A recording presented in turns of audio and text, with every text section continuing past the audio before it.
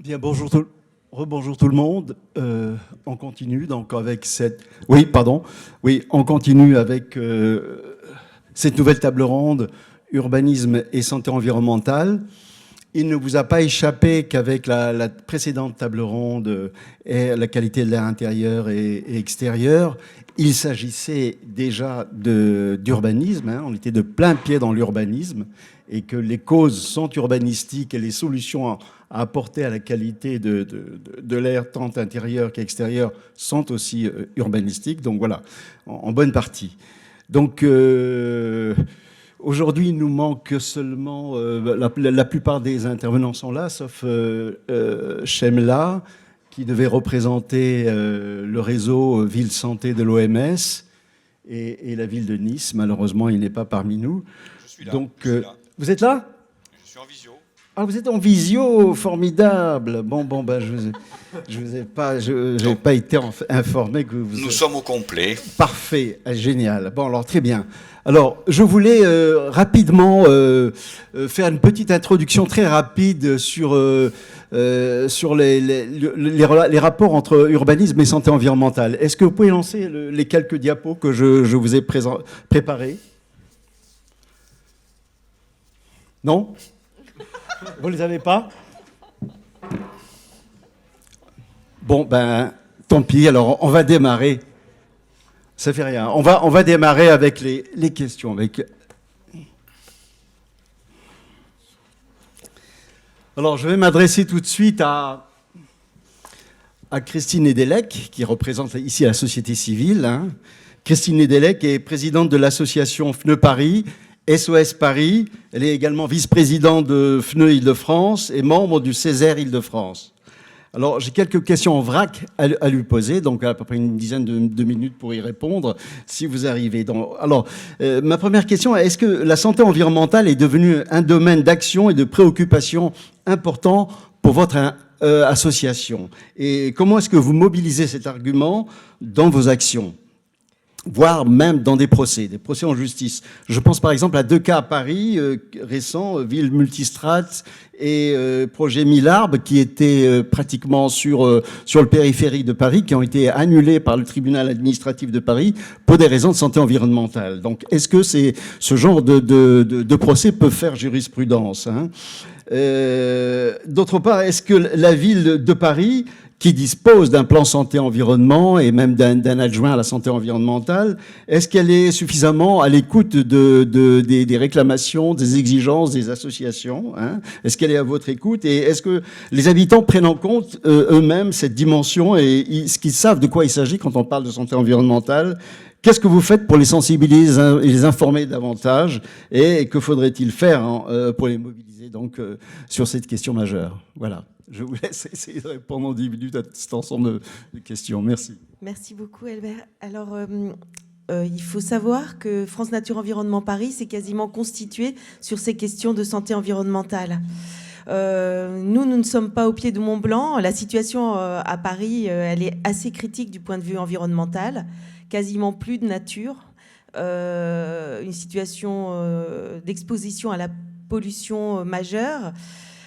Et très peu d'écoute malgré des plans environnement santé qui semblent ambitieux mais qui qui ressemblent plus à des vœux pieux qu'à une réalité de tous les jours. En fait, nous à Paris, on est exposé aussi à une multiplication de projets d'urbanisme complètement démesurés. Là, pour la prochaine mandature, il est question, ou dans les 10 ans qui viennent, de 800 000 mètres carrés supplémentaires de bureaux, etc., à Paris. Sachant que Paris est quand même la 5e ville la plus dense du monde. Hein. Donc, on se trouve dans des situations complètement ubuesques. Je voudrais dire que les habitants sont quand même assez sensibilisés sur ces questions de santé. C'est-à-dire qu'en fait, quand ils voient arriver des projets mastodontes dans leur jardin ou en face de chez eux, ils se disent bien, on a un problème et ils sentent bien obscurément que santé et urbanisme ne font pas bon ménage, en tout cas de la façon dont c'est fait à Paris. Nous, à FNE Paris, en fait, on a effectivement plusieurs leviers, la sensibilisation, gentille, les plaidoyers, on a la mobilisation des troupes devant face à des projets, enfin des actions médiatiques nombreuses, et d'ailleurs on nous le reproche parce que en fait la ville de Paris actuellement nous considère comme opposants politiques alors que nous sommes des opposants tout court et des opposants médiatiques peut-être, mais certainement pas politiques. Nous ne sommes pas affiliés à aucun parti évidemment. Alors j'ai perdu le fil, mais simplement nous avons aussi un levier majeur qui est le levier juridique.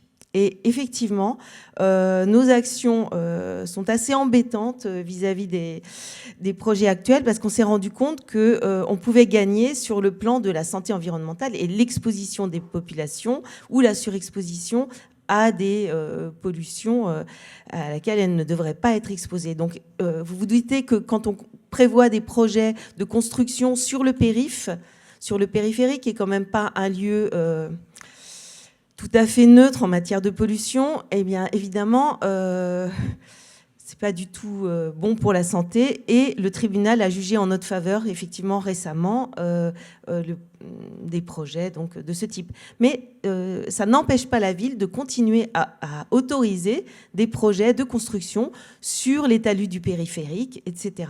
Donc vraiment, c'est... Enfin... Que vous dire? On est absolument hautement déterminés.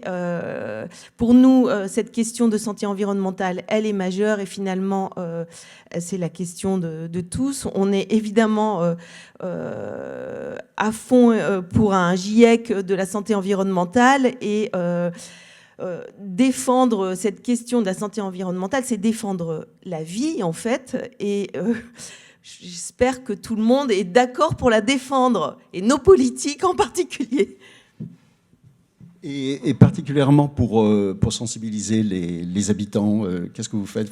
Vous organisez, je crois, des journées, des petits séminaires. Oui, voilà, bien sûr. Nous organisons des conférences, des tables rondes.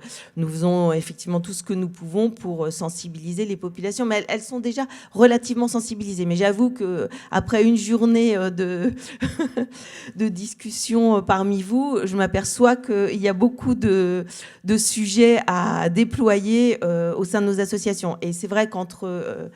les uns et les autres et nos participations à différentes instances, on peut toucher beaucoup de monde. Et il faut qu'on continue et qu'on amplifie ces actions de publicité sur ces sujets, évidemment. Très bien. Merci de votre réponse. On va passer maintenant à une professionnelle, donc Anne-Laure Mériot, donc vous êtes urbaniste et membre du bureau du CFDU, Conseil français des urbanistes. Alors, le CFDU, je crois, a organisé un colloque l'an dernier sur l'urbanisme du bien-être. Et est-ce que c'est la première fois que le CFDU aborde la question de la santé environnementale? Ou est-ce que c'est une préoccupation qui date, ou alors est-ce plutôt une préoccupation récente et nouvelle, en tout cas pour les urbanistes? D'une manière générale, est-ce que vous pensez que la santé environnementale est suffisamment prise en compte aujourd'hui par l'urbanisme? Et est-ce qu'elle est suffisamment présente d'une manière efficiente dans les documents d'urbanisme, comme le PLU, le SCOT, etc. Comment est-ce se traduit dans l'urbanisme? Et que faudrait-il faire, alors, à votre avis, pour que l'urbanisme intègre mieux cette dimension et pour que la santé environnementale devienne vraiment une priorité, un enjeu important pour l'urbanisme? Oui, effectivement. Donc, le Conseil français des urbanistes, depuis sa création en 1996, organise chaque année des universités d'été, invite des élus, des urbanistes, des professionnels du cadre de vie et de divers horizons, des citoyens à se rencontrer dans une ville accueillante pour débattre de sujets émergents d'actualité qui nous inspirent et nous préoccupent. Donc c'est la première fois qu'une université est consacrée spécifiquement au thème du bien-être et à la qualité de vie. Cette question est au cœur des préoccupations des praticiens de l'urbanisme et ce thème est traité de façon transversale dans tous les sujets abordés depuis 1996. L'habitat, les villes moyennes, villes et campagnes, utopie urbaine. Le choix d'une université consacrée à la thématique du bien-être a bien entendu un lien avec le contexte sanitaire de la pandémie et surtout aux vives critiques à l'égard de la conception de logements, des espaces urbains, la prise de conscience d'une dégradation de l'environnement de vie, des conditions de vie des citoyens, en particulier au sein de leur espace de vie quotidienne, de leur logement, de leur lieu de travail. Donc, effectivement, la propagation de l'épidémie, les mesures de confinement successives, les difficultés d'accès aux soins vitaux, un changement brutal de nos modes de vie, de notre rapport à l'environnement ont mis en lumière les inégalités sociales, la précarité, la place réduite dans certains espaces urbains du végétal, de la biodiversité, des vivants, des équipements insuffisants, peu accessibles à tous les citoyens, des logements indignes, peu inclusifs, peu adaptés à des évolutions de la vie, le manque d'espaces communs, intermédiaires, des espaces publics inconfortables, bruyants, trop minéralisés, peu spacieux, inadaptés à la circulation et à la présence des enfants, des femmes, des personnes âgées, des handicapés. C'est pourquoi il nous apparaît urgent d'apporter des réponses concrètes à des enjeux de qualité de vie, du bien-être et de la santé. Donc, est-ce une préoccupation récente des urbanistes ? Non. L'urbanisme est une discipline au croisement d'approches environnementales, sociologiques, socio-économiques, culturelles et sensibles qui utilise des méthodes d'approche multidimensionnelles et nous permet d'appréhender les déterminants de la santé. Les questions relatives au bien-être, à la santé physique et mentale sont au centre des réflexions des professionnels de l'urbanisme durant toutes les époques de notre histoire, en particulier celles traversées par des épidémies.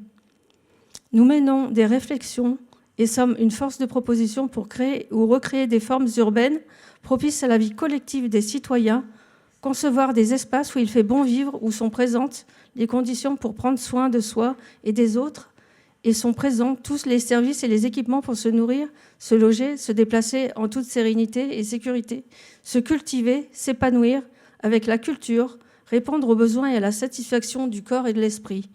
Donc, d'une manière générale, effectivement, les outils sont là. Le PLU, le SCOT, tous les outils sont là. Et le problème, à notre sens, effectivement, on peut appréhender de façon globale tous les enjeux et de façon transversale dans tous les documents dont on dispose aujourd'hui.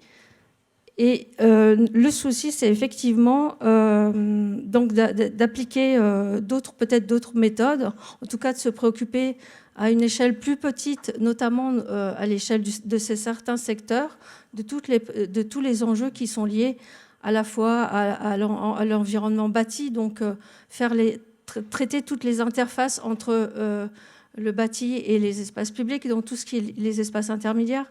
Le logement, effectivement, est une préoccupation à prendre en considération de façon urgente, puisqu'effectivement, certains logements ne correspondent plus au mode de vie actuel. Donc, pour nous, praticiens, il faudrait donc revoir, donner plus de temps et de moyens dans les phases d'études et de diagnostic pour l'analyse et l'évaluation des effets sur la santé des projets. Les collectivités devraient permettre et accorder un temps plus important dans l'élaboration des documents de planification et les projets urbains pour réaliser des études poussées de type approche environnementale de l'urbanisme. La dimension santé est complexe et nécessite de croiser plusieurs paramètres. Accorder un temps plus important à la concertation et à la participation avec les habitants et les acteurs des territoires et se donner les moyens pour mieux les connaître. Donc c'est vrai que cette phase souvent est réduite à peau de chagrin et n'est que considérée comme une démarche administrative, dans un processus très long, parce qu'un PLU, ça prend beaucoup de temps, et souvent la phase de concertation est très réduite. Donc à la fois le diagnostic et la concertation devraient être menés sur un temps beaucoup plus long, et il faudrait que les collectivités nous donnent les moyens nécessaires pour pouvoir mener à bien ce type de démarche. Donc, autre chose, effectivement, il y a tout ce qui est lié donc à imposer. Il faudrait peut-être imposer dans les programmes initiaux d'aménagement des espaces urbains avec des grands principes fondamentaux pour favoriser la diversité des populations, permettre l'accès à tous les citoyens aux fonctions urbaines, à un logement de qualité, appréhender le changement climatique et le développement de la biodiversité, les bienfaits de la présence du végétal sur l'état mental, la santé, et sous tous les angles, ainsi que, en fait, de façon globale, pas que sous l'angle esthétique, parce que effectivement, on voit bien que dans certains projets, c'est l'angle esthétique qui est appréhendé de façon prioritaire, et à notre sens, il faudrait appréhender les choses d'un point de vue plus sensible et en rapport avec les modes de vie des habitants. Il est aussi important que l'urbaniste soit un citoyen. Récemment, donc je suis amenée à participer à un contrat local de la santé et à un EIS.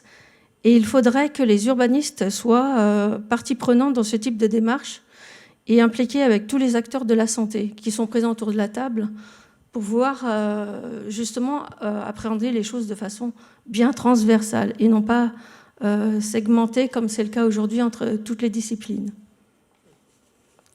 Et en dernier lieu, il me semble important de développer des formations à la fois universitaires, des formations continues pour les professionnels, et bien en lien et interdisciplinaires, effectivement, avec des psychologues, avec des acteurs médico-sociaux, pour justement pouvoir appréhender l'ensemble des problématiques, mais pouvoir confronter des points de vue aussi.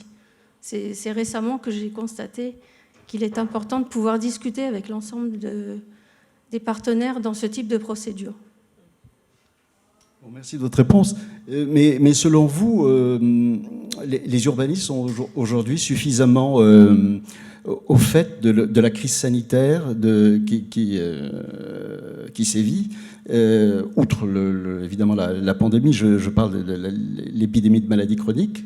Hein, je veux dire, est-ce qu'ils sont sensibles à cette dimension de la santé environnementale? Et ce qu'il manque, si je vous ai compris, c'est les moyens et les procédures pour y arriver. C'est ça. Hein. Vous pensez que les urbanistes sont clairs sur ces problèmes? Il ne leur reste plus qu'à passer les moyens pour passer à l'action. Et alors, j'aimerais vous poser d'ailleurs une question par rapport au dérèglement climatique, au défi du dérèglement climatique aujourd'hui. Comment est-ce que les urbanistes pensent justement aborder cette dimension? Est-ce que vous en parlez? Est-ce que vous êtes au fait par rapport à ce problème majeur pour les années à venir? Oui, il n'y a pas que les urbanistes qui interviennent sur le cadre de vie. Les architectes conçoivent des bâtiments qui doivent normalement intégrer aujourd'hui tous les enjeux liés à l'évolution du climat. Les urbanistes travaillent normalement avec les architectes et avec les paysagistes. Donc il y a plusieurs professionnels qui interviennent sur le cadre de vie. Et c'est là qu'il faudrait effectivement vraiment un partage des compétences et des réflexions communes. Et les urbanistes se soucient surtout des interfaces, en fait, des questions de l'importance à accorder au végétal pour les questions en lien avec les questions de réchauffement climatique. Donc le végétal n'est pas qu'un élément décoratif, mais aussi un élément qui peut apporter un bien-être et rafraîchir des espaces qui aujourd'hui sont saturés en chaleur lors notamment des périodes estivales. Donc on se préoccupe évidemment de ces questions-là. On fait des propositions et vient derrière. Nous, on travaille vraiment en amont, c'est-à-dire qu'on met en évidence des problèmes, on fait un diagnostic très précis sur un état des lieux des dysfonctionnements. Et après, dans la phase opérationnelle, on n'intervient pas forcément. Et c'est là où il y a un décalage parfois entre les moyens opérationnels, enfin les choix des élus également. Il est aussi important de parler des élus, puisqu'on travaille en binôme, voire avec eux, en concertation. Donc il est important aussi de former les élus à toutes ces démarches liées à l'évolution du climat, de la santé, de l'importance de prendre en compte tous ces aspects-là. Nous, effectivement, on est à même de les intégrer dans des documents d'urbanisme, de les planifier dans le temps, mais après, derrière, il y a tous des choix opérationnels sur lesquels nous, on peut parfois pas avoir de... Mais est-ce que ça implique pas un changement radical dans les méthodes de l'urbanisme qui sont pratiquées jusqu'à aujourd'hui, hein, le fait d'oublier la dépendance vis-à-vis des énergies fossiles et de passer à autre chose? Qu'est-ce que ça implique justement comme nouvelle pensée urbaine, ça? Alors nous, effectivement, on est, à mon sens, mais c'est peut-être lié à ma sensibilité aussi. Moi, je parle en mon nom, mais je travaille aussi avec d'autres professionnels qui ont les mêmes préoccupations. C'est qu'on réfléchit à des villes marchables, c'est-à-dire à limiter la présence de l'automobile, à pouvoir faire des espaces publics apaisés, à pouvoir apporter d'autres éléments qui sont de l'ordre du vivre ensemble, de pouvoir transformer des lieux où les citoyens les habitants peuvent avoir des pratiques plus collectives. Effectivement, nous, on est à même de le faire, tout ça. On apporte des solutions. Bien, merci. Alors, on va passer maintenant à un chercheur, Guilhem Dardier, qui est chercheur à l'École des hautes études en santé publique à Rennes, et membre du réseau doctoral également en santé publique, c'est bien ça. Donc, vous connaissez bien l'École des hautes études en santé publique, j'imagine. Alors, quelle place occupe, selon vous, l'enseignement de la santé environnementale et de la recherche également dans ce domaine? Est-ce que c'est un domaine qui est bien présent? Est-ce qu'il se développe? Est-ce qu'il est appelé à se développer? Et personnellement, vous, est-ce que vous y travaillez dessus et de quelle manière? L'École des hautes études en santé publique a publié en 2020 un guide d'urbanisme favorable à la santé qui s'appelle Isadora. Est-ce que la santé environnementale, selon vous, est bien présente là-dedans? Elle est suffisante? De quelle manière? Et puis, est-ce que ce guide est bien utilisé? Quel impact il a? Est-ce qu'il a eu un écho favorable chez les professionnels de l'aménagement? Et est-ce qu'il faudrait renforcer finalement la place de la santé environnementale après ce qu'on a entendu aujourd'hui, donc, et sur quel aspect il faudrait insister dans la recherche et l'enseignement, d'après vous? Alors sur la dernière question, il faudrait peut-être plutôt demander à ma collègue si 2 années de travail ont servi à quelque chose finalement, mais pour revenir au début, donc, sur la place de la santé environnementale à l'École des hautes études en santé publique, donc le HESP, comme son nom l'indique, c'est une école d'enseignement supérieur et de recherche spécialisée en santé publique, et donc sur différents thèmes. On a 4 thèmes de prédilection, on va dire, à l'EHESP qui balaient assez large. Le premier, c'est les sciences humaines et sociales. Le deuxième, c'est le management des organisations de santé, via la formation notamment des fonctionnaires d'État et de la fonction publique hospitalière. La troisième, c'est tout ce qui est l'épidémiologie et les biostatistiques. Ça, c'est nos collègues qui sont passés dans les JT pendant l'épidémie de Covid depuis 2 ans et qui font que les gens comprennent que le HESP, c'est pas le HESS, par exemple. Donc ça a servi à quelque chose. Et puis la quatrième, donc, c'est la santé environnementale, qui est le 4e pilier. Donc vraiment, la santé environnementale, c'est un des grands thèmes d'enseignement et de recherche, on va dire, à l'EHESP. Ça se traduit par c'est incarné par 2 structures. À l'EHESP, il y a d'une part l'IRSET, donc qui est l'Institut de recherche en santé, environnement et travail, qui est coporté aussi par différentes institutions, qui lui a pour mission principale en fait d'identifier les processus biologiques et les facteurs environnementaux qui influencent la santé humaine et les pathologies qui en découlent. Et il travaille notamment beaucoup sur l'exposome en ce moment, donc l'ensemble des expositions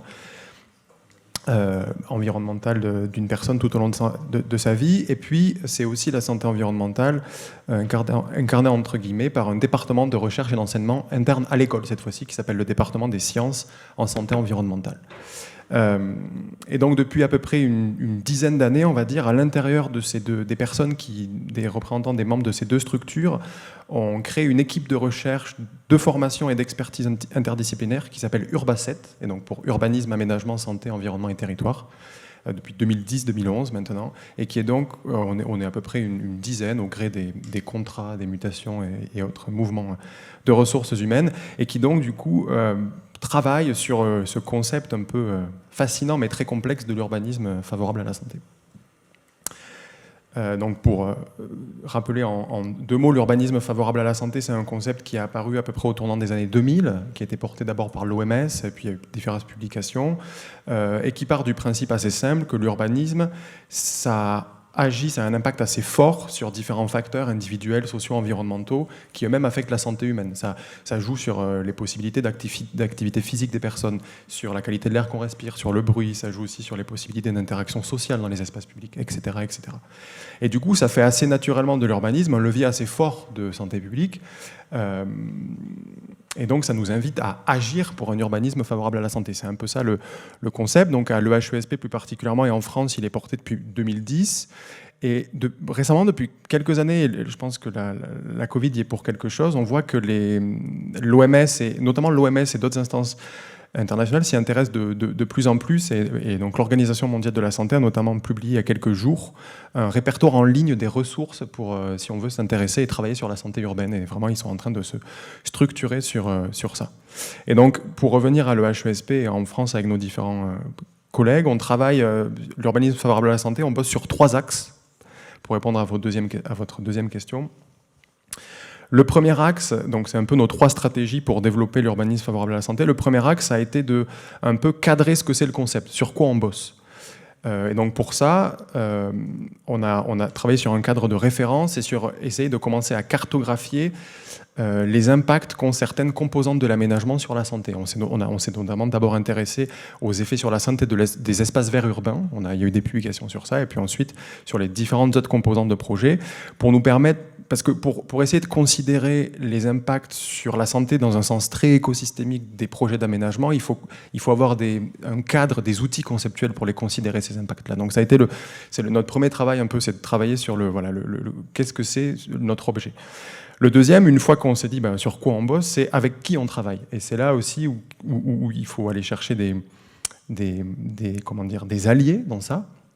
Et donc, on essaye, à l'EHESP, avec différents partenaires, de favoriser tous les dispositifs, les formations, les plaidoyers, ce que vous voulez, qui favorisent les partenariats entre acteurs pour bosser sur l'urbanisme favorable à la santé. On a par exemple, pour rebondir ce que disait ma collègue, on a développé à l'EHESP un diplôme d'établissement qui s'appelle SPAT, pour Santé publique et Aménagement du territoire, et qui est ouvert à des professionnels de santé publique et aussi de l'aménagement et de l'urbanisme, d'accord, et qui permet de se former aux questions d'urbanisme favorable à la santé, de se rencontrer. On a lancé le réseau Bretagne Urbanisme et Santé, qui regroupe des acteurs, pareil, des 2 champs, pour bosser sur un certain nombre de projets, comment on met de la santé dans un PLU, comment on met de la santé dans une ZAC, etc., etc. Et donc le troisième pilier, c'est une fois on sait sur quoi on bosse, une fois qu'on voit avec qui on travaille, c'est comment on le fait concrètement, comment on met en œuvre l'urbanisme favorable à la santé. Et donc depuis 10 ans maintenant, on essaye à l'EHESP, et pareil avec nos différents partenaires. Donc quand je dis nos partenaires, c'est des collectivités territoriales, c'est la Fédération nationale des agences d'urbanisme, c'est des acteurs, des aménageurs, etc. On a encore un peu plus de mal à toucher les acteurs privés de la ville, les promoteurs, ceux qui sont plus à la fin. Ça, c'est aussi peut-être un des enjeux du futur. Mais voilà, différents acteurs. On travaille avec des ASCA, enfin bref, sur produire et diffuser des outils qui permettent aux acteurs de terrain d'intégrer la santé dans leurs projets d'urbanisme et d'aménagement. J'en citerai quelques-uns. Il y a d'abord ce qui relève des démarches d'accompagnement. Donc ça, c'est notamment le guide Isadora pour intégrer la santé dans les opérations d'aménagement, il permet ça. En gros, c'est comment faire en sorte que dans la table des gens qui construisent et qui conçoivent un projet d'aménagement d'urbanisme, on parle de santé. Et donc, on a construit un certain nombre de fiches opérationnelles, de clés qui aident vraiment concrètement à dire comment on prend en compte la question du bruit quand on fait des études préopérationnelles, par exemple, ou des études de sécurité des espaces publics. Enfin, bref. Il y a après les démarches plus d'évaluation. Donc ça, si je prends la métaphore de la table, là, c'est la première, c'est comment on s'assure que les gens qui sont autour de la table, normalement, ils prennent en compte la santé. Les démarches d'évaluation, c'est plutôt amener quelqu'un qui est à côté de la table et qui, à un instant T, va évaluer le travail des gens qui conçoivent le projet d'aménagement urbain et va essayer de faire des recommandations, d'estimer en quoi ce projet-là pourrait affecter la santé et faire des recommandations pour que ce projet en question soit le plus favorable possible à la santé. Donc ça, c'est notamment ce qu'on appelle les évaluations d'impact sur la santé, les fameuses. Donc il y en a déjà qui ont été faites à Grenoble, partout en France. Et il y a enfin les démarches plus réglementaires, et notamment les fameuses évaluations, les études d'impact sur l'environnement et les évaluations environnementales, sur lesquelles les ARS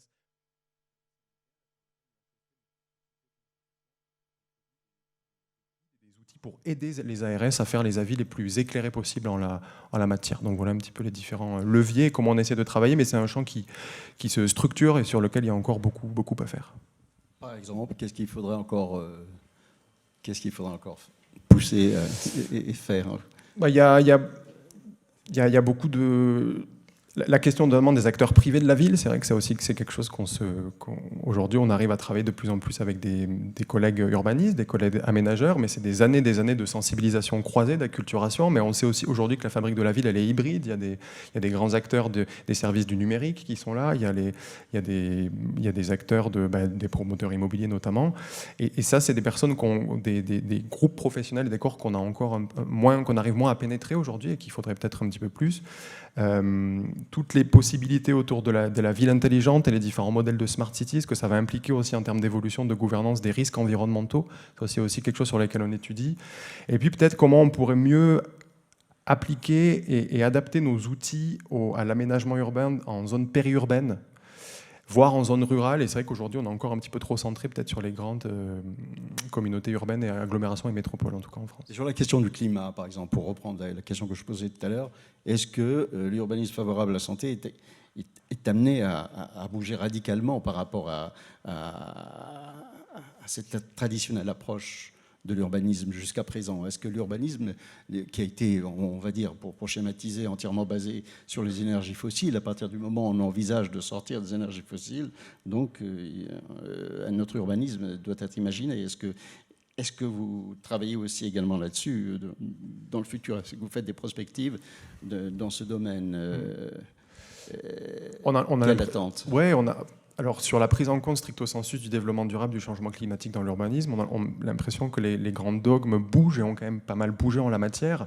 Un des challenges, peut-être, c'est justement de questionner aujourd'hui en quoi notre grille de lecture de santé publique, elle peut s'accorder avec la grille de lecture changement climatique et comment on peut faire, et des concepts comme la santé planétaire, la santé globale, qui sont là pour nous rappeler que la santé des écosystèmes et la santé humaine et la santé animale sont liées, peuvent être, je pense, justement, il faut questionner la capacité de ces concepts-là à être des grilles de lecture communes de différentes problématiques de santé environnementale. Et il y a beaucoup de travail encore en la matière. Comme le fait que finalement, l'exposome, ça ressemble beaucoup à la notion des déterminants sociaux et des déterminants de la santé. Et c'est des approches très complémentaires en termes de recherche, en termes de méthodes quantitatives et qualitatives. Il y a beaucoup de choses aussi à faire là en la matière. Et pourtant, c'est encore des secteurs, des champs disciplinaires, en tout cas côté recherche, qui se parlent peu. Et donc il y aurait quelque chose aussi sur l'intersectorialité, l'interdisciplinarité, on y revient aussi. Ouais. Bon, c'est passionnant, mais malheureusement, il va falloir passer maintenant aux deux autres intervenants. Donc on va se tourner maintenant vers les adjoints, et notamment vers M. Chemla, s'il est là.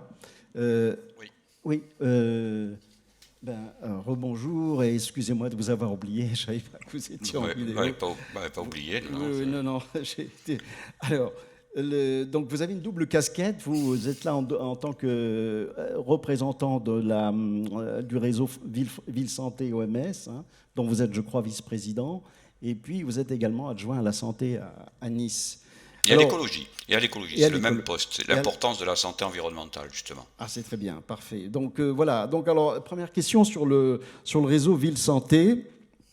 Est-ce que la santé environnementale, alors toujours la même question, hein, est selon vous assez prise en considération dans ce réseau, et est-ce qu'elle est suffisamment présente et développée, et à quelle action elle a donné lieu et de quelle manière? Sinon, que faudrait-il faire alors pour renforcer la place de cette santé environnementale dans ce réseau et développer son intérêt? Alors, sinon, que faudrait-il faire alors pour, par exemple, renforcer les deux axes sur lesquels je pense que le réseau Ville Santé travaille, c'est-à-dire le réseau la dimension des inégalités sociales et territoriales en santé, et puis l'autre, la question climatique, hein, et les effets sanitaires directs et indirects que le climat induit. Donc, est-ce que le réseau Ville Climat, donc, il prend suffisamment en compte donc, ces nouvelles perspectives, et comment est-ce qu'il les met en action?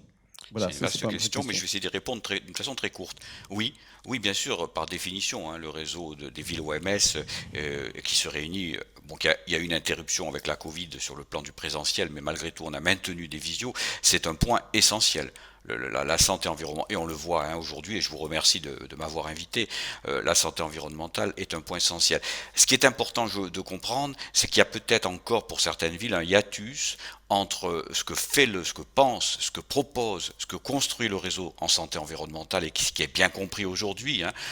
Moi, je suis aussi médecin de formation, avec un diplôme universitaire de santé environnementale. environnementale. Donc on a bien ces notions-là, vous les avez tous ici autour de cette table, mais le hiatus, c'est le faire passer à nos politiques, le faire passer encore à ceux qui ont les manettes et qui doivent mettre en application cette façon de faire. Et quand je dis mettre en application, vous l'avez compris, qu'il y a le maître mot, c'est la transversalité. C'est-à-dire qu'il faut aller chercher les urbanistes, les architectes, les médecins,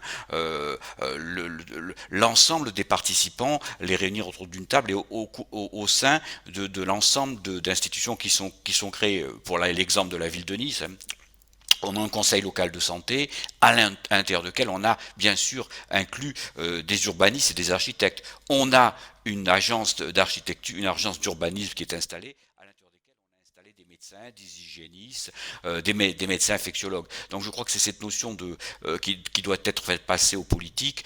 Est-ce qu'ils ont bien compris, c'est le premier point, est-ce qu'ils ont bien compris l'importance de cette santé environnementale? Alors dans le cas, moi j'ai un peu de chance, hein, dans le cas et je parle pour ma paroisse, dans le cas de la ville de Nice, le président de la métropole et le maire de la ville, Christian Estrosi, a bien donné un poste de santé de santé et d'écologie et de bien-être, c'est ma définition, à un médecin, donc, et qui lui permet donc de travailler. Mais la présentation d'Anne-Laure Mériot a été parfaite, c'est-à-dire qu'elle a bien montré, elle a dit plusieurs mots, elle a dit c'est un dossier qui est long, c'est compliqué, etc. Et la notion qu'il faut faire garder, à mon avis en tout cas, hein, aux politiques et bien sûr et à la société civile, c'est que la durée du mandat n'est pas compatible. La durée du mandat n'est pas compatible avec des actions longues, lourdes et complexes. Et donc, c'est-à-dire qu'il faut apprendre à les assurer, à les construire par petits modules pour pouvoir les réaliser. Ça, c'est le plus compliqué, en fait. L'action du mandat, et moi je le découvre, hein, je suis un jeune élu, pas par les cheveux blancs, mais par le mandat, l'action vraiment, les actions sont très longues, très compliquées, il faut faire des allers-retours. Je vous dis, elle a vraiment fait une très très belle présentation hein, au niveau d'urbanisme. Et donc, 5 ans, par exemple, hein, durée d'un mandat, hein, 5 ans, c'est extrêmement court. Donc il faut travailler avec cette action. Et je pense que le message de l'OMS, c'est ça. C'est de faire passer, en fait, en tout cas des villes OMS, c'est de faire passer, de pouvoir réaliser nos actions dans la durée d'un mandat. Je suis désolé, mais je crois qu'il faut avoir aussi des réponses pratiques. Et c'est ça qui est important. Après, vous avez parlé d'inégalité sociale. Bien sûr que ça fait partie à chaque fois du dossier des villes OMS, ces inégalités sociales, parce qu'on les retrouve, elles sont parallèles avec les inégalités en santé. Donc on va retrouver un point important. Et là, l'astuce, c'est peut-être aussi de travailler, et c'est quelquefois pas accepté par tout le monde, et par à la fois les municipalités, mais par ceux qui habitent, de la mixité sociale dans les bâtiments. Donc c'est vraiment un point important, et ça permet là aussi d'homogénéiser cette inégalité sociale, donc cette inégalité en santé. On le travaille aussi avec, pour y associer ce qu'on appelle les maisons de santé. C'est un point à développer très important, et des maisons de santé au sens large, c'est-à-dire il y a aussi de la prévention. Et puis à côté, très important bien sûr, et je pense que pour vous ça doit être évident, et pour nous c'est essentiel, c'est l'éducation et la sensibilisation. Éducation et sensibilisation à ces phénomènes de santé environnementale qui émergent alors que les impacts sont lourds depuis des années et des années. Voilà un petit peu sur les points. Et puis alors après, bien sûr, vous m'avez posé la question du changement climatique, il nous paraît évident. On n'est même plus, hélas, il faut convaincre d'abord encore une fois nos politiques, hein, c'est pas évident tous les jours, mais ensuite, on n'est plus nous au stade de bloquer, en tout cas la température, mais je crois qu'il faut être au stade adaptatif et au stade de résilience. C'est-à-dire que toutes les villes doivent, et c'est ce qu'on essaye de faire, avoir du vert, des zones de fraîcheur, que les bâtiments soient conçus pour ne pas avoir de la climatisation à outrance, mais on n'a qu'à visiter ce que savaient faire nos anciens, et on le voit dans la ville de Nice, ou dans la vieille ville, où on arrive à avoir des courants d'air, etc.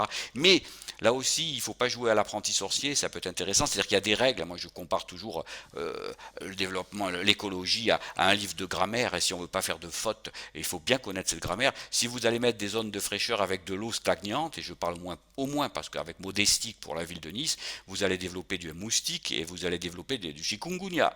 Donc il faut avoir de l'eau mais qui coule. Et alors par contre, si vous avez de l'eau qui coule, vous allez avoir des libellules qui, eux, vont manger les moustiques. Cet exemple-là, je pourrais le multiplier à souhait. C'est-à-dire qu'il y a vraiment des règles, et il faut travailler en transversalité, parce que l'adjoint que je suis ou les hommes politiques ne savent pas tout, et loin de là. Et donc, d'où l'intérêt d'avoir travaillé avec des chercheurs. J'ai bien sûr aussi aimé la dernière présentation, avec des cabinets d'urbanisme et d'architecture. Je crois on doit être, nous à notre niveau, on doit être l'aiguillon, de dire que, et c'est ce qu'on fait dans nos appels d'offres aujourd'hui. Tous nos appels d'offres, on a des volets très importants, bien sûr de l'écologie, du développement durable, de la recyclerie, des matériaux lorsqu'il y a la déconstruction, je ne parle même pas de démolition, donc la reconstruction, et puis l'autre volet, qu'on rentre dans un cadre où minimum de consommation énergétique, un grand développement sur des matériaux, et alors quand je dis un grand développement des matériaux, vous avez compris que je parle santé environnementale. Aujourd'hui, toutes nos crèches, il a fallu se battre, alors que la mandature est récente pour moi, toutes nos crèches n'ont plus de sol en plastique, n'ont plus de peinture dégazant des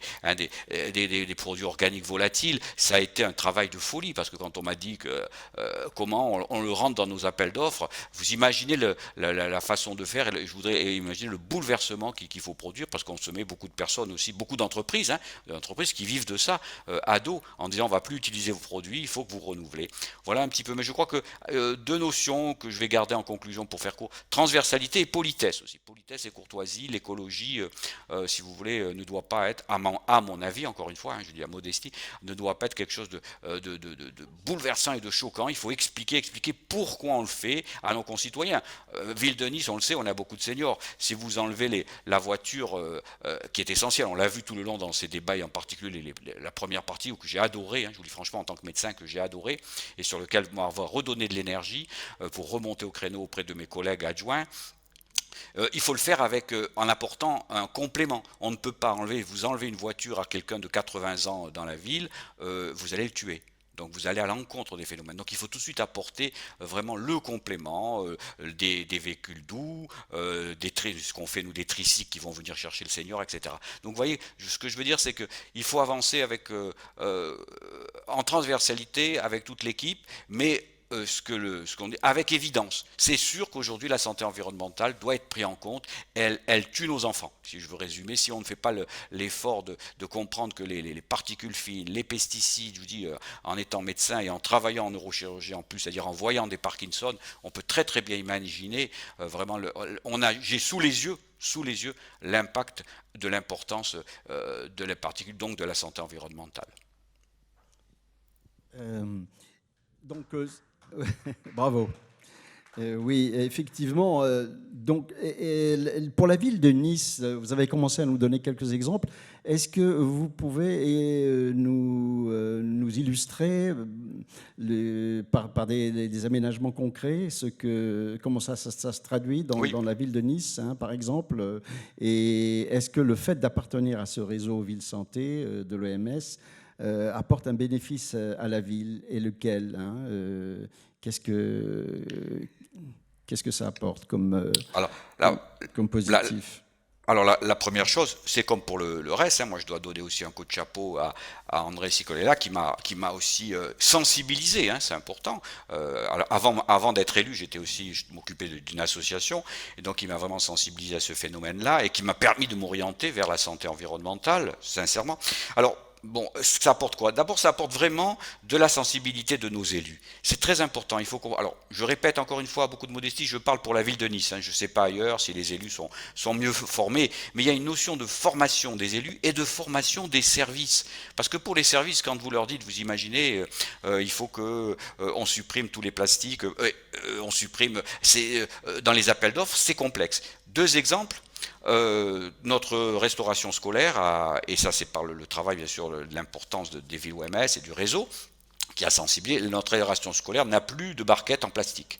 Tout est chauffé, tout est réglé maintenant sur des problèmes problèmes en aluminium, avec des alimentations. Je fais court, avec des alimentations et avec l'alimentation bio. Deuxième volet, on prolonge au sein même de la ville, on détruit des bâtiments, alors on peut en parler, mais ça c'est sur le versant politique, mais sur le versant en tout cas écologique, on détruit des très gros bâtiments qui sont le théâtre par exemple, et une sorte qui s'appelle l'Acropolis, une sorte de congrès énorme, pour faire, si vous voulez, 8 hectares de forêt en plein centre de la ville. Voilà deux exemples de sensibilité de notre maire, si vous voulez, où on démontre qu'en fait, on apporte du verre. Et tout à l'heure, je crois que je l'ai entendu dire, mais peut-être qu'il faut le souligner, combien le verre combien l'arbre, psychologiquement même, on ne parle pas des particules, de la récupération, ou du changement climatique, mais combien l'arbre, sur le plan psychologique, est très très très important, et il faut refaire naître auprès de nos citoyens. le vrai problème, et pour encore faire très court, c'est qu'il faut redonner l'apprentissage de la nature à nos citoyens parce qu'elle leur apporte du bonheur. Vous savez, moi quand j'ai des stages, quand j'étais jeune, j'avais des stages avec des enfants, on leur demandait, quand ils étaient en ville ou quand ils étaient sur des bases nautiques par exemple, d'où vient le vent. Et bien 40% des enfants ne savaient pas d'où venait le vent, parce que coincés dans leur climatiseur, dans des maisons fermées. Et en fait, il faut remettre, et c'est la conclusion, remettre l'homme dans sa nature.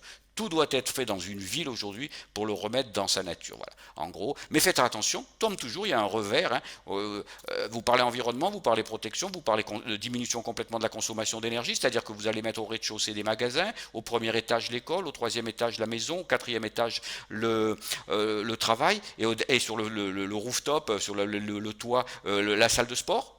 Ben, c'est très mauvais. Toutes les publications démontrent aujourd'hui que psychologiquement, de rester au même endroit, c'est très mauvais. Voilà. Je voudrais terminer aussi par des exemples, de ne pas jouer à l'apprenti sorcier. Il y a des règles, il faut les apprendre, et pour ça, il faut être humble, il faut demander aux partenaires de travailler ensemble en transversalité. Bravo, merci beaucoup. J'aurais volontiers continué avec vous, mais le temps tourne et je dois m'adresser maintenant au dernier intervenant de Grenoble, qui nous accueille ici, et qui est Pierre-André Juven, donc adjoint à la santé à la mairie de Grenoble, et également chercheur au CNRS, je crois. Donc, Grenoble est connu pour être à la pointe du combat écologique et environnemental. C'est bien pour ça aussi qu'on est ici. Et vous-même, donc, comment vous abordez la santé environnementale à Grenoble, et quelle action, comment ça se traduit dans l'espace urbain et dans l'urbanisme? Est-ce que vous utilisez des indicateurs? Est-ce que vous avez un suivi, une politique d'évaluation de ce que vous faites? Donc, ce serait intéressant d'en avoir quelques idées là-dessus, quelques réponses là-dessus. Donc, d'autre part, on en a un petit peu parlé également tout à l'heure. Il y a une vulnérabilité urbaine du fait de sa situation géographique à Grenoble, de son site, qui est relativement encaissé. Est-ce que vous cherchez à apporter une réponse justement à cette vulnérabilité urbaine de Grenoble? Quelle adaptation justement, notamment avec le dérèglement climatique en cours, qui vient aggraver les choses? Et est-ce que finalement la santé environnementale est devenue une préoccupation, un champ important pour la ville? Voilà pour une première question que je vais vous poser. Bonjour à toutes et à tous, et d'abord merci aux organisateurs de cette excellente journée, et redire le plaisir et l'honneur que c'est de l'accueillir. Alors, petite précision, il se trouve que je suis adjoint à l'urbanisme et à la santé à la ville de Grenoble, et donc ça va me permettre de répondre en partie aux questions que vous avez posées, et en revenant sur les remarques que les intervenants et intervenantes précédents ont pu formuler, en disant que quand on est adjoint à l'urbanisme et à la santé, et si je reprends votre intervention, on pourrait penser qu'on a accepté de s'allonger sur un lit de Procus de l'action locale, et ce pour 6 ans. Parce que spontanément, l'urbanisme, la construction, est associé à l'artificialisation des sols, à la densification, à l'irrespirabilité des villes et des espaces urbains, et donc est tout sauf favorable à la santé. Et donc l'urbanisme favorable à la santé dont on parlait tout à l'heure, c'est cette idée de dire qu'on peut faire ville, et une ville, les urbanistes le savent mieux que personne, tout en protégeant la santé des habitants et des habitantes. Cette tension, elle est permanente. Et c'est ce qui fait qu'on discute aujourd'hui de ces tensions, notamment parce que, et ça a été dit, la ville n'est pas que le fait des acteurs publics. Elle est aussi le fait d'acteurs privés. Il y a un marché qui existe en matière de construction, en matière d'immobilier, sur lequel nous n'avons pas, les acteurs publics, et les acteurs publics locaux encore moins, totalement la main. Et donc, pour répondre à la question sur ce que nous faisons à la ville de Grenoble, d'abord, nous lions cette question de l'urbanisme et de la santé, en s'appuyant sur les travaux des chercheurs, sur les travaux des institutions d'expertise, qui des fois travaillent ensemble, et le guide Isadora est dans les services comme il est sur le bureau des élus, il est mobilisé. Mais ça a été dit tout à l'heure, la production et la construction urbaine, ce n'est pas seulement la ville, c'est aussi une multitude d'acteurs qu'il faut convertir. Et qu'il faut convertir a une certaine définition de la santé. Alors je ne vais pas répéter la définition que nous connaissons tous de l'OMS, mais qui est loin d'être évidente pour beaucoup d'acteurs de l'urbanisme. C'est-à-dire que, et c'est assez légitime au vu de ce que sont les formations et de ce qu'est l'urbanisme depuis plusieurs décennies, mais quand on parle de santé à des acteurs qui participent à la construction de la ville, ils entendent offre de soins, notamment. Et donc, pour caricaturer un petit peu, un urbanisme favorable à la santé, c'est un projet immobilier qui va laisser un rez-de-chaussée pour qu'un cabinet médical s'installe. Et on a bien vu aujourd'hui que c'était quelque chose qui allait bien au-delà. Donc qu'est-ce que nous faisons à Grenoble? Il faudrait beaucoup de temps pour tout déployer, mais il y a évidemment un travail, et là je vais prendre l'urbanisme au sens de la construction de la ville, plus largement.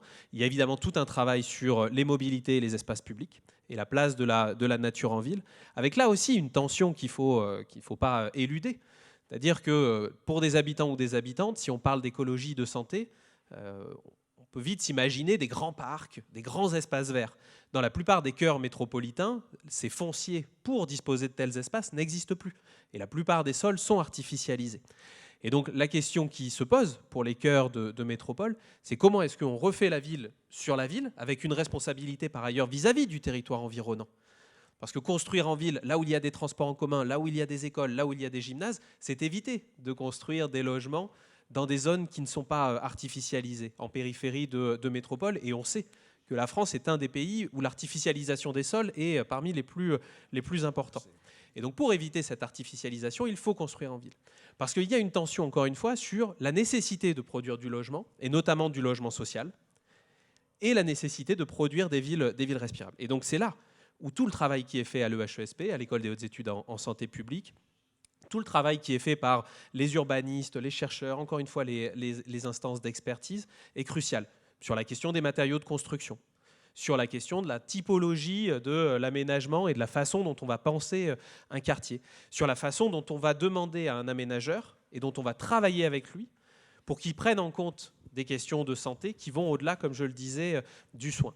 Et un exemple très simple, c'est un projet sur lequel on travaille depuis le mandat précédent, qui est une zone d'aménagement concerté, la ZAC Flaubert. La ZAC Flaubert, c'est très intéressant parce que dans les ZAC, pour celles et ceux qui ne maîtriseraient pas forcément le vocabulaire, les collectivités ont un pouvoir d'intervention plus important, notamment via la rédaction d'un cahier de prescription. Nous pouvons imposer un certain nombre d'exigences plus fortes que dans ce qu'on appelle le diffus, où là, c'est le PLU qui est notre seul outil réglementaire contraignant. Mais dans les ZAC, on peut aller un petit peu plus loin. Et à Grenoble, il y a donc une ZAC qui est intitulée Flaubert. Et à Flaubert, il y a une partie de la ZAC qui est intitulée l'ESP pour l'instant, puisque c'est un quartier, c'est un ancien lieu d'enseignement et de formation. L'ESP, il y a un certain nombre de recommandations et même de volontés politiques qui ont été posées l'année dernière à l'aménageur, dont, et je le dis parce que c'était un des enjeux majeurs de ce matin, dont la volonté d'aller vers un quartier sans perturbateurs endocriniens. On a bien conscience qu'un quartier sans perturbateurs endocriniens, où on va avoir des centaines de logements qui vont se construire, des jeux pour enfants, etc., on ne va sûrement pas y arriver. Mais par contre, c'est dire on ne peut plus, dans les opérations d'aménagement, dans les opérations de construction, dans la façon dont on habite les appartements, quel revêtement au sol, quelle peinture, ça a été dit, quel mobilier on met en place, on ne peut plus ne pas prendre en compte cela. Et donc, on bascule dans une autre dimension là, en matière d'urbanisme et de soins, et on montre qu'on peut construire un quartier sur un sol qui est déjà artificialisé, tout en préservant la santé des habitants et des habitantes. Merci pour ces réponses et ces précisions. Pour terminer peut-être sur la question climatique, alors comment est-ce que Grenoble affronte ce redoutable défi ? Est-ce que vous avez des réponses sur la manière dont la ville cherche à s'adapter à ce réchauffement inexorable qui nous va nous tomber dessus ? Quelle politique la ville stratégique elle met en place ?